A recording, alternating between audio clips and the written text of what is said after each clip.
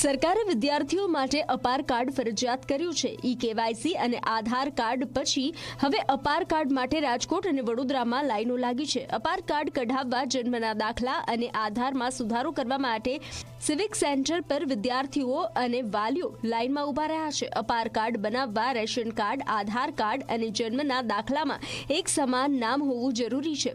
નામમાં ભૂલ હોવાથી વિદ્યાર્થીઓને લાઈનમાં ઊભા રહેવાનો વારો આવ્યો છે। ત્યારે એક જ સ્થળે સુધારા વધારાની કામગીરી થાય તેવી વ્યવસ્થા કરવાની માંગ ઉઠી છે। અપાર કાર્ડની કામગીરી સ્કૂલમાં થાય છે, પરંતુ ડોક્યુમેન્ટ્સમાં ભૂલ હોવાથી વિદ્યાર્થીઓને અભ્યાસ છોડીને મહાનગરની વિવિધ ઓફિસોમાં લાઈનમાં ઊભું રહેવું પડે છે અને ધક્કા ખાવા પડે છે।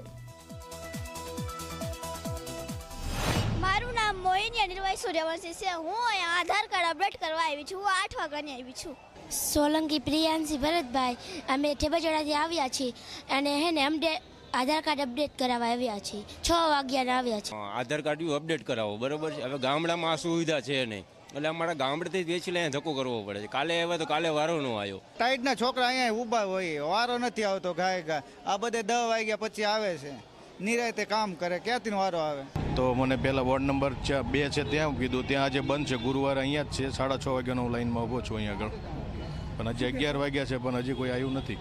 સ્કૂલમાં જે અપાર કાર્ડ માંગી રહ્યા છે, સ્કૂલમાં આધાર કાર્ડ માંગે છે, એના માટે મેં સ્કૂલમાં છોકરાઓને રજા પાડી છે આજે, અને અહીંયા લાઈનમાં ઊભો છું। વસ્તુ એ છે કે એમનો જે GR નંબર હોય, એટલે કે સ્કૂલના રજિસ્ટરમાં એમનું જે ક્રમમાં નામ હોય, જે સિક્વન્સમાં નામ હોય, એ સિક્વન્સ પ્રમાણે એમને સુધારો કરાવવો પડશે આધાર કાર્ડમાં। થોડી ભીડ વધી છે, પણ વડોદરા કોર્પોરેશન તરફથી બધા શનિવાર અને બધા રવિવાર ઓલરેડી ચાલુ કરી દેવામાં આવેલા।